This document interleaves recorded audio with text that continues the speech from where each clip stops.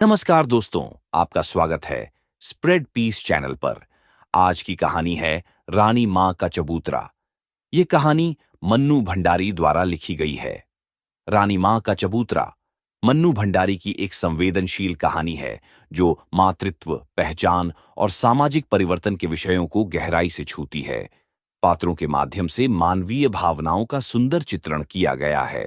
तो चलिए, ज्यादा समय न लेते हुए कहानी शुरू करते हैं। खातिर हम क्या करेंगे काका, बच्चों को सुलाते सुलाते देर हो गई। फिर बूढ़ी काकी की ओर घूमकर बोली, काका, कल धन्नी को भी रानी मां के चबूतरे पर दिया जलाने के लिए ले जाना है। यह रानी मां का चबूतरा क्या है? धन्नी ने कुछ कौतूहल से पूछा।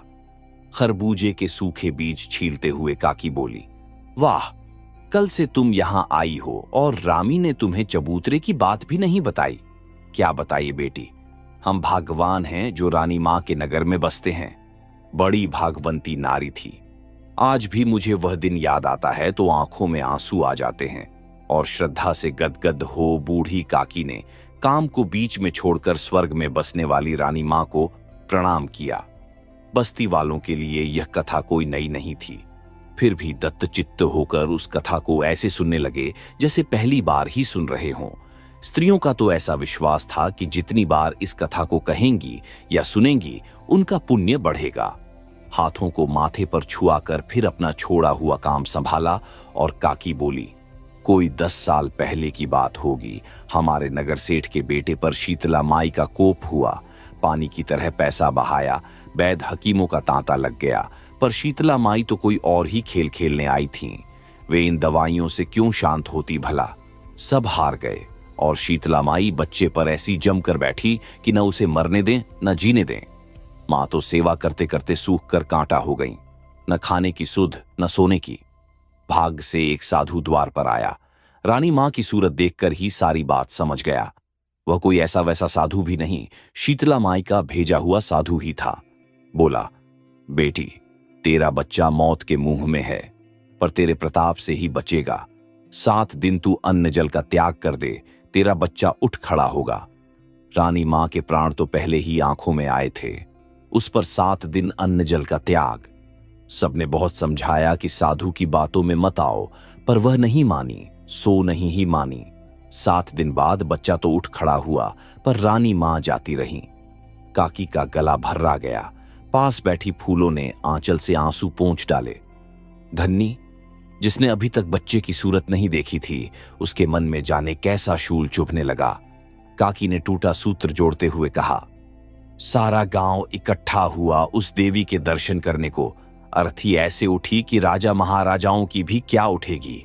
नगर सेठ ने बहू बीच में ही बात काटकर फूलो बोली, केसर के छींटे की बात तो कही ही नहीं।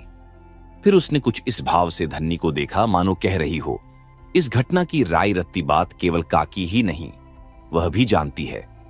हां बेटी, जब उसकी अर्थी उठी तो आसमान से केसर की बूंदें बरसी थीं।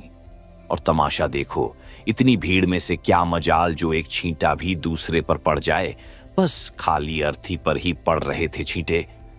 फिर सेठ जी ने अपने बगीचे में रानी मां की याद में एक चबूतरा बनवाया। हर पूरनमासी को नगर की औरतें वहां दिया जलाने जाती हैं, अपने बच्चों के लिए मनौती मानती हैं। रामी ने जरा काकी की ओर झुककर फुसफुसाते स्वर में कहा, धन्नी को भी इसीलिए बुलाया है काकी कि कल इससे दिया जलवा दूं। ब्याह को 4 साल होने आए, अभी तक कोख नहीं फली। 1-2 साल और बीत गया तो वह किसी और को घर में डाल लेगा। जरूर दिया जलवा, भगवान करेगा तो साल बीतते न बीतते गोद में बाल गोपाल खेलने लगेगा। रानी मां का आशीर्वाद कभी अकारट नहीं जाने का। धन्नी लजा गई। साथ उसने यह भी महसूस किया कि यहां आकर उसने अच्छा ही किया। काकी से जरा दूर बैठा गोपाल, जो बस्ती का सबसे मस्खरा जवान था, बोल उठा, काकी, मैं तो तुम्हारा और तुम्हारी रानी मां का कमाल तब मानूं जब तुम गुलाबी को रास्ते पर लगा दो। नाम मत ले उस चुड़ैल का मेरे सामने। वह कोई मां है, कसाइन है, कसाइन। नहीं तो रानी मां के चबूतरे में तो वह ताकत है कि पत्थर में भी ममता उपज जाए, पर वह तो हेकड़ी वाली ऐसी कि कभी उधर मुंह भी नहीं करती। भगवान करे उसका सत्यानाश हो जाए। सारी बस्ती पर किसी दिन पाप ला देगी। काका ने स्वर को जरा कोमल बनाकर कहा, क्यों कोस रही है जेठा की मां? बेचारी मुसीबत की मारी है। तुम्हारा तो दूध ही झरता रहता है उसके लिए, बड़ी मुसीबत मारी है। गुलाबी के प्रति काका की इस सहानुभूति से चिढ़कर काकी बोली, मुसीबत की मारी है तो सारी बस्ती मदद करने को तैयार है, पर वह तो हिकड़ी वाली ऐसी कि अपना ठेंगा ऊपर रखेगी। अरे मैं तो कहूं, जो अपने आदमी को झाड़ू मारकर निकाल दे वह किसकी सगी होगी? अब आदमी तो उसका था ही ऐसा कि मारकर निकाल दिया जाए। वह पसीना बहाकर कमाती और वह घर में बैठा दारू पीता। आखिर उसे 2 बच्चे भी तो पालने थे। काका ने फिर गुलाबी का पक्ष लिया। काकी तैश में आ गई और बात रानी मां से सरक कर गुलाबी पर आ लगी। बड़े बच्चे पाल रही है मुंह जौसी। सवेरे उस काल कोठरी में बंद करके जाती है तो शाम को आकर खोलती है। गुलाबी के बगल की कोठरी में रहने वाली रामी बोली, काकी, धन्नी तो आज ही कह रही थी कि जीजी मुझे दिला दो एक बच्चा, मैं पाल लूंगी। वह क्यों देने लगी? वह तो उनको कोठरी में बंद करके मारेगी। काकी अपना वाक्य पूरा भी नहीं कर पाई थी कि दूर खड़ी एक छायाकृति पास आई और बोली, मारूंगी तो अपने बच्चे को मारूंगी, तेरे बच्चे को तो नहीं मारूंगी। तू क्यों मेरे बच्चों की चिंता में सूख रही है? खबरदार, जो आगे से नाम लिया मेरे बच्चों का, बड़ी धर्मात्मा बनी बैठी है। गुलाबी की उपस्थिति से क्या स्त्री वर्ग और क्या पुरुष वर्ग, दोनों ही जरा चौंक पड़े। काकी ने बात संभालते हुए कहा, क्यों बिगड़ रही है गुलाबी? हम तो तेरे भले की ही बात कह रहे हैं। बंद करके जाती है, कभी गर्मी में अंदर के अंदर ही घुटकर मर गए तो 5 पैसे का प्रसाद चढ़ाऊंगी, पर मरे भी तो मेरी जान को लगे हुए हैं निगोड़े। तू तो प्रसाद चढ़ाएगी, पर सारी बस्ती को तो हत्या लगेगी। हमें क्यों पाप में सांड रही है? आहा, बड़े आए बस्ती वाले। पहले कोठरी खोलकर जाती थी तो मेरा छोरा सरकते सरकते मोरी में आकर गिर गया, किसी ने उठाया तो नहीं। बड़े अपने बनते हैं। छोरा भी तो जाने किस माटी का बना हुआ है, सारे दिन मोरी के सड़े पानी में सड़ता रहा, पर मरा नहीं। मर जाता तो पाप कटता। गुलाबी क्रोध में बड़बड़ाती गली के नल पर चली गई। कहो काकी, कैसी रही? गोपाल ने छेड़ते हुए पूछा। कौन मुंह लगे इस चुड़ैल के? पर काकी का मन इतना खिन्न हो उठा कि वे अपने बीजों की पोटली उठाकर चल दी। धीरे धीरे सभी उठ गए और चबूतरे की सभा विसर्जित हो गई। सवेरे 7 बजे की सीटी बजी तो गुलाबी ने एक झटके के साथ अपनी कोठरी का दरवाजा बंद किया। उसे बगल की कोठरी में से रामी धन्नी की फुसफुसाहट सुनाई दी। बिना पूरी बात सुने ही वह भभक उठी। जितनी बातें बना सको बना लो चुड़ैलों, मैं तुम्हारी दबैल नहीं जो डर जाऊंगी। रामी ने वहीं बैठे बैठे हाँक लगाई। अपने रस्ते लग गुलाबी, किसका हिया फूटा है जो सवेरे सवेरे तुझ नासपीटी का नाम लेगा? गुलाबी कुछ कहती, उसके पहले ही उसके 2 साल के बच्चे का क्रंदन कोठरी की दीवारों को चीरकर गली के सुनसान वातावरण में फैलने लगा। झल्लाकर उसने कोठरी खोली और अपनी 9 साल की लड़की मेवा की पीठ पर एक लात जमाते हुए बोली, 9 बरस की ढींग हो गई, एक बच्चा नहीं रखा जाता, चल उसे गोद में उठाकर रख। और उसी झल्लाहट में उसने कोठरी बंद कर दी और दौड़ पड़ी। 7 की सीटी बज चुकी थी और वह जानती थी कि अब यदि वह सारा रास्ता दौड़कर ही पार नहीं करेगी तो ठेकेदार वहां बैठी अनेक उम्मीदवारों में से किसी को भी काम दे देगा और वह आज की मजदूरी से जाती रहेगी। फिर वह सत्तू नहीं ला सकेगी, दाल नहीं ला सकेगी। उसने गति और बढ़ा दी। उस समय वह भूल गई कि रामी ने उसे नासपीटी कहा है या कि उसका बच्चा रो रहा है। शाम को वह लौटी तो क्लांत हाथों से उसने अपनी कोठरी का दरवाजा खोला।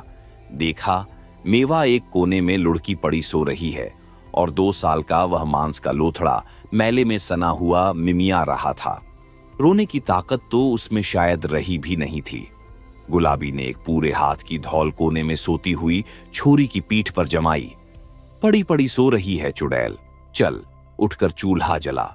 और वह उस मैल में सने बच्चे को उठाकर गली के नल पर चली। बराबर उसके मुंह से गालियां बरस रही थीं। चबूतरे पर उस समय काका अकेले बैठे थे। गुलाबी को बड़बड़ाती हुई जाते देखा तो टोक दिया, किसे कोस रही है गुलाबी? अरे, कभी तो तू भी हंस बोल लिया कर। हंस बोलकर मुझे किसी को रिझाना नहीं है। बड़े आए हैं सीख देने वाले। तुम्हें तो नहीं कोस रही हूं उस दारूखोर को जो मेरी जान को ये कीड़े मकोड़े छोड़ गया। और मैं तो तेरे भले की बात कह रहा हूं। 4 जनों के बीच आकर बैठा कर तो तेरा भी मन बहल जाए, पर तू तो सबको काटने को दौड़ती है। हाँ, मैं तो कटखनी हूं, क्यों मेरे मुंह लगते हो? ज्यादा बकवास की तो 2-4 तुम्हें भी सुना दूंगी। बड़े आए हैं दर्द दिखाने वाले। और वह भन्नाती हुई नल पर चली गई। छोकरे को धोया, कपड़ा धोया और बड़बड़ाती अपनी कोठरी की ओर चल पड़ा। काका ने फिर उसे नहीं टोका। चूल्हे पर दाल चढ़ाकर बच्चे को गोदी में लेकर वह सुस्ताने लगी। सारे दिन की कैद भोग कर मौका पाते ही मेवा कोठरी से बाहर भाग गई। जब दाल सत्तू तैयार हो गया तो गुलाबी ने मेवा को खाने के लिए आवाज दी। मेवा आई तो उसके हाथों में कांच की हरी चूड़ियां चमक रही थीं। गुलाबी की नजर पड़ते ही उसने पूछा, ये चूड़ियां कहां से लाई री? मेवा चुप। मैं पूछती हूं ये चूड़ियां कहां से लाई? मेवा चुप। सुनाई नहीं देता क्या? बहरी हो गई है। और तड़ातड़ छांटे पड़ गए उसके गाल पर। चोरी करके लाई है ना?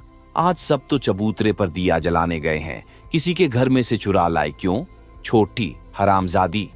मुंह से गालियां और हाथों से छांटे पड़ने लगे। मेवा ने चीख चीख कर सारी गली को सिर पर उठा लिया। तभी दिया जलाकर लौटी हुई रामी धन्नी आ पहुंची। अरे अरे, छोरी के प्राण लेगी क्या? मेवा को अपनी तरफ खींचती हुई रामी बोली। मैं इसकी खाल खींच कर रख दूंगी। तू बीच में मत बोल रामी, नहीं तो सच कहती हूं 2 हाथ तेरे भी पड़ जाएंगे। मेरी छोरी चोरी करे। और उसका स्वर भींच गया। देखते देखते खासी भीड़ जमा हो गई। जरा सा अवसर मिलते ही गुलाबी फिर एक छांटा जड़ देती। बूढ़े काका मेवा को दूर ले गए। तब गुलाबी चिल्लाई, छोड़ दो काका, मेरी छोरी को ले गए तो ठीक नहीं होगा। आज तुम बचाने आए हो, कल तुम लोग ही उसे छोटी कहते फिरोगे। किसी ने स्थिति को संभालने के लिए कहा, चोरी नहीं की है उसने, वह तो रामेसुर ने उसे दी है। नाहक मार दिया बच्ची को। दी हैं तो क्यों दी हैं? हम क्या भिखमंगे हैं जो किसी का दिया पहनेंगे? आज मेरे घर में कोई मूंछों वाला नहीं बैठा है, सो सब लोग भीख देने चले हैं। थू है उन पर। बड़े आए हैं दया दिखाने वाले। मेवा को काका के पास सुरक्षित समझकर सबने सोचा कि अब इस गुलाबी से बहस करना बेकार है, एक की 4 सुनने को मिलेंगी, सो सब चुपचाप खिसक गए। धन्नी, जो आज रानी मां के चबूतरे पर दिया जलाकर जाने कैसी कैसी आशाएं मन में संजोकर आई थी, बोली, जब यह किसी की बात सुनती ही नहीं तो तुम लोग क्यों इसके पचड़ों में पड़ती हो जीजी? लड़ाई झगड़ा तो चलता ही रहता है। सवेरे नल पर देखा है ना कैसी गाली गलौज होती है। सिर फुटौवल की नौबत आ जाती है। पर सांह को सब जैसे की तैसे। 4 जने रहते हैं तो कहना सुनना तो चलता ही रहता है बहन। गुलाबी ने कांच की चूड़ियों के टुकड़े बटोरकर अपने लिए जगह बनाई और बच्चे को लेकर सो गई। उस रात उसके यहां खाना पीना नहीं हुआ। काका मेवा को लाकर छोड़ गए तब उसे मालूम पड़ गया, पर वह फिर कुछ बोली नहीं। एक बात ही उसके मन में घूम रही थी कि उसकी लड़की ने चोरी की। पिछले 2 दिनों से चबूतरे की बैठक का विषय है सरकार की ओर से खोला हुआ शिशु सुरक्षा केंद्र। काका ने कहा, भगवान भला करें इस सरकार का। सरकारी स्कूल खोल दिए जहां बच्चे मुफ्त में पढ़ लेते हैं। छोटे बच्चों के लिए यह केंद्र खोल दिया। अब औरतें भले ही काम करें, 5 रुपए महीने में दवाई दारू भी कर देते हैं। हाँ काका, मैं देख कर आई हूं, छोटे छोटे पालने बने हैं, ढेर सारे खिलौने हैं, दाइयां हैं। बच्चों को शीशी से दूध पिलाया जाता है, पालनों में सुलाया जाता है, बड़े आराम से रखते हैं। धन्नी ने सोचा, उसको बच्चा होगा तब वह यहीं आकर रह जाएगी। उसके गांव में तो ऐसा होगा नहीं। अपने बच्चे को पालने में सुलाने और शीशी से दूध पिलाने का सपना उसकी आंखों में साकार होने लगा। गोपाल बोला, गुलाबी से कहो काका कि अपने बच्चे को वहां भर्ती करवा दे। तू ही कहना, बड़ा आया है गुलाबी का ही तू। याद नहीं है जब मेवा को स्कूल में डालने को कहा था तो कैसी गुर्राई थी। तुम लोग तो बावलों जैसी बातें करती हो। मेवा को वह स्कूल में डाल देती तो उस छोरे को कौन रखता? तो अच्छी तरह मना करती, वह तो बस काटने को दौड़ती है। अरे धीरे बोल काकी, नहीं तो अभी कहीं से निकलकर बम गिराने लगेगी। जब उसकी बात करो तभी टपकी, पर उस दिन गुलाबी नहीं टपकी।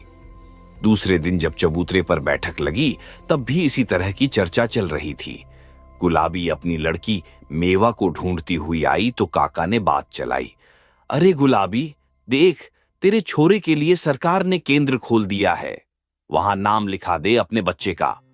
सरकार मेरी कसम है ना, जो केंद्र खोल देगी मेरे लिए। ये सब तो पैसे वालों के चोचले हैं। मेरे कौन मर्द कमाने वाला बैठा है जो 5 रुपये महीने दे दिया करेगा? बस्ती वाले चंदा कर देंगे री, तू जाकर नाम लिखा आ। किसी के दान पुण्य पर पलने वाली नहीं है गुलाबी, थूकती है तुम्हारे चंदे पर। और अपनी लड़की को घसीटती हुई गुलाबी वहां से चली गई। लो और खाओ लड्डू, काकी ने चिढ़ाते हुए कहा। बिना गुलाबी से 2-4 झिड़कियां सुने इन्हें चैन नहीं। आज रामी नहीं आई। बात का प्रसंग बदलने के लिए काका ने पूछा। धन्नो को विदा करने गई है। और इधर उधर की बातें करके सभा समाप्त हुई। दूसरे दिन गुलाबी ने उठकर उसकी कोठरी की दीवार पर लगाए हुए सुरक्षा केंद्र के विज्ञापन को फाड़ फेंका। जहां कहीं भी उसे विज्ञापन दिखाई देता वह उसे फाड़ डालती। लोग देखते तो हंसते। भरी दोपहरी में गुलाबी रेत की तगारियां उठा उठाकर पकड़ा रही थीं। कुछ औरतें एक देहाती गीत गा रही थीं और छत कूट रही थीं। ठेकेदार रह रहकर कुछ आदेश देता जा रहा था। गुलाबी का ध्यान अपने काम में था, पर अचानक ठेकेदार का स्वर उसके कान में पड़ा। पूरी बात तो वह नहीं सुन पाई, बस इतना सुना। इसी तरह तो जरा से आंधी पानी से घरों की छतें टूट जाती हैं। जरा अच्छी तरह उसने आसमान की तरफ देखा, कहीं बादल नहीं थे। फिर भी उसका हाथ रुक गया और उसके सामने उसकी कोठरी की टूटी फूटी छत घूम गई। यदि किसी दिन छत गिर जाए तो हाथ चलाए ना, कड़क कर बगल वाली औरत ने कहा। वह कब से रेत की तगारी लिए खड़ी थी। एकाएक गुलाबी को होश आया। चला तो रही हूं, कौन तेरे बाप की नौकर हूं जो हुक्म चला रही है। शाम को गुलाबी जब घर लौटी तो ठेकेदार से थोड़ी सी सीमेंट और चूना मांग लाई। खा पीकर जब सब सो गए तो गुलाबी के घर से खटर पटर की आवाज शुरू हुई। गली में सोए हुए गोपाल ने पूछा, आधी रात को क्या कर रही है गुलाबी? तेरी कब्र खोद रही हूं। जाने कैसे लोग हैं इस बस्ती के कि गुलाबी के काम में टांग अड़ाए बिना इस ससुरों की रोटी हजम नहीं होती। मर चुड़ैल। और गोपाल सो गया। उस दिन सारी रात कोठरी में कुछ न कुछ होता ही रहा। दूसरे दिन रामी ने आकर चबूतरे की बैठक पर सूचना दी कि गुलाबी काम से लौटी, खाया पिया और फिर बच्चों को बंद करके कहीं चली गई। जब रामी ने पूछा तो गुर्राकर बोली, जा रही हूं अपने खसम से याराना करने, तू भी चलेगा क्या? साथ ही रामी ने यह भी बताया कि उस बात को घंटा भर हो गया है, पर अभी तक गुलाबी नहीं लौटी। बच्चे दोनों बंद पड़े हैं। कुछ कौतूहल और कुछ उपेक्षा मिश्रित क्रोध से सारी बैठक गूंजने लगी। क्यों गई, कहां गई? इस तरह तो बच्चे मर जाएंगे। ये कैसी मां है? आदि अनेक बातें उठीं और खत्म हो गईं। जानने की इच्छा सबके मन में थी, पर किसी में साहस नहीं था जो आने पर उससे पूछ सके। गुलाबी का यह काम जब दैनिक हो गया तब तो कौतूहल का निवारण परम आवश्यक हो गया। बिना उस बात को जाने सबका जीना जैसे दूभर हो गया। काका ने अनुमान से कहा, कहीं चौका बर्तन का काम करने जाती होगी, और कहां जाएगी बेचारी? तुम्हारे लिए होगी बेचारी, काकी ने गुर्राते हुए कहा। हत्यारिन कहीं की, क्यों जाती है चौका बर्तन करने? मजदूरी में क्या गुजर नहीं होती? मुझे तो इसके लक्षण अच्छे नहीं नजर आते। बच्चों की जान ले लेकर धन कमाएगी, क्या करना है उसे पैसे का? क्यों परनिंदा करती हो उसकी, वह जाने। बाहर से आते हुए गोपाल ने कहा, काका चलो तुम्हें सिनेमा दिखा लाऊं। पर काकी को इस समय यह मजाक नहीं भाया। वह गुलाबी की ही बात सोच रही थी। उसने धीरे से रामी से कहा, तू तो उसके पास वाली कोठरी में रहती है, जरा नजर रखा कर ना उधर। 10-12 दिन हो गए, और यह पता नहीं लगा कि आखिर वह चुड़ैल बच्चों को बंद करके जाती कहाँ है। कोशिश तो करती हूं काकी, पर पता नहीं लगता। एक दिन तो मन हुआ कि पीछे पीछे जाऊं, पर उस मुंह हौसी का क्या भरोसा, पलटकर हाथ ही चला दे। 15 दिन और बीत गए, पर कोई नहीं जान सका कि गुलाबी कहाँ जाती है। कुछ तो रहस्य का उद्घाटन न होने के कारण और कुछ बच्चों की यातना देखकर सबका आक्रोश बढ़ता जा रहा था, पर गुलाबी से पूछने का साहस किसी को नहीं होता। उस दिन भी बैठक में यही बातें हो रही थीं कि रामी ने आते ही खुशखबरी सुनाई। देखा काकी, रानी मां के चबूतरे पर जलाया दिया कभी अकारठ नहीं जा सकता। धन्नी के गांव से चिट्ठी आई है, उसका बांझपन आखिर दूर हुआ। काकी ने श्रद्धावश रानी मां के आगे हाथ जोड़ दिए। गोपाल जब भी काकी को इस मुद्रा में देखता है, मजाक करने के लिए उसका मन मचलने लगता है। बोला, काकी, सारी बस्ती पर तेरा इतना रौब है, तू गुलाबी से दिया नहीं जलवा सकती है। कल पूनो है, दिया जलवा दे तो तेरा रौब मानूं। वह जाए ही नहीं तो मैं क्या करूं, झल्लाकर काकी ने कहा। तू कहे तो मैं कंधे पर उठाकर ले जाऊं, हंसते हुए गोपाल ने कहा। जाने कब से गुलाबो वहां खड़ी थी। ये बात सुनी तो आग बरसाने लगी। आया है बड़ा गुलाबो को ले जाने वाला, हाथ तो लगाकर देख, असल मर्द का बच्चा हो तो आ जाना कल। फिर औरतों को लक्ष्य करके बोली, तुम ही मां बन बनकर लाड़ लड़ाओ अपने बच्चों के और दिया जलाओ चबूतरे पर। मैं तो कसाइन हूं, हत्यारिन हूं। जब ये नास पीटे मर जाएंगे तो उस दिन इकट्ठा ही दिया जलाऊंगी। बड़ी सब गुलाबी की चिंता कर करके मरी जा रही हैं चुड़ैल। और वह अंधेरे में ही गायब हो गई। दूसरे दिन जब सब घरों में चबूतरे पर जाने की तैयारियां हो रही थीं, गुलाबी अपनी कोठरी में बैठकर बच्चों के लिए सत्तू घोल रही थी।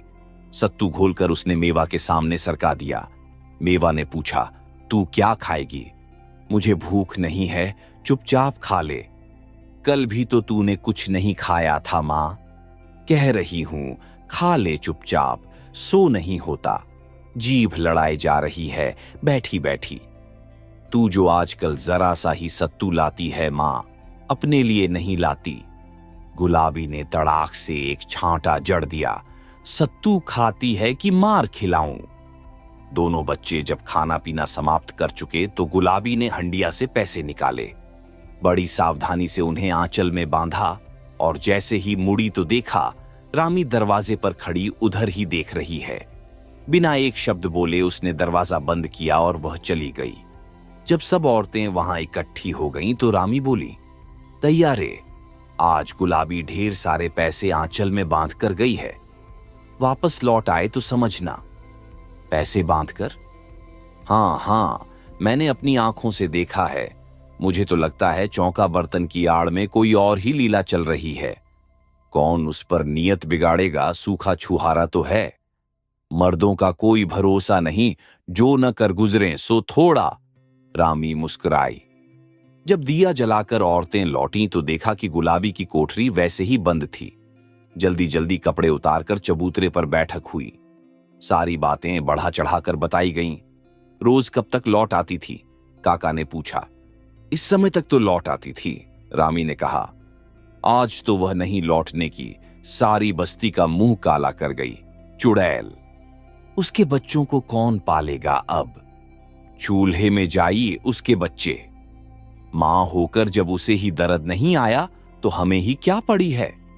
गोपाल ने कहा, चाहे कुछ भी खर्च हो जाए, कल ही जाकर रानी मां के चबूतरे के पास ही एक गुलाबी का चबूतरा बनवाऊंगा। जब वहां दिया जलाने जाओ तो लगे हाथ ही गिन गिन कर 10 जूते इसके चबूतरे पर भी मार आया करना।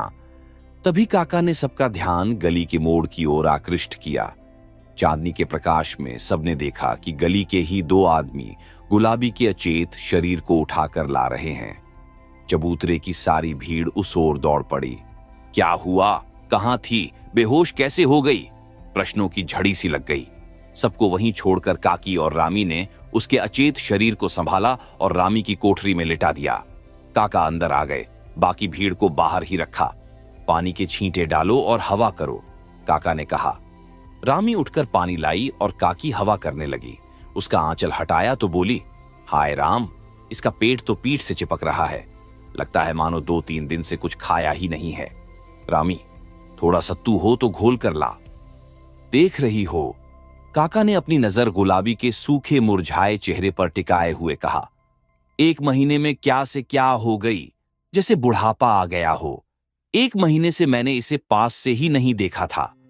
और देखो, इसके कपड़े ढीले कर दो, उमस भी तो कितनी है। काकी ने अंगिया के बंद ढीले कर दिए तो अंगिया में से कागज की एक पुड़िया सरक कर जमीन पर गई। काका ने कहा, देखें क्या है। काकी ने पुड़िया पकड़ा दी। काका ने दिए के धीमे प्रकाश में पुड़िया को खोला तो देखा कांच की 2 छोटी छोटी हरी चूड़ियां और शिशु सुरक्षा केंद्र की 5 रुपए की रसीद थी। तो यह थी मन्नू भंडारी की लिखी कहानी रानी मां का चबूतरा। अगर आपको स्टोरी पसंद आए तो कमेंट करके बताएं कहानी कैसा लगा, और चैनल को सब्सक्राइब करना न भूलें और बेल आइकन दबाना न भूलें ताकि आप हमारी नई वीडियो की जानकारी सबसे